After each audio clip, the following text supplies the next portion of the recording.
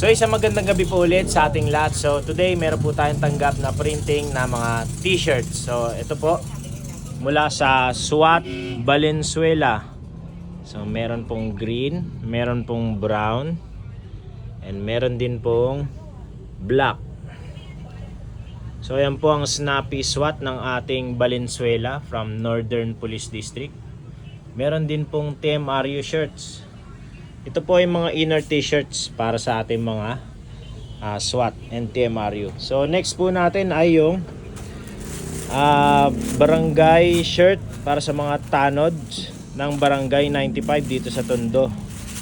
And also nandito na rin po yung ating materyales para sa ating paparating na wall decal.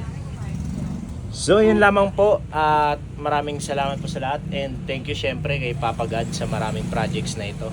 So magandang gabi po ulit sa ating lahat.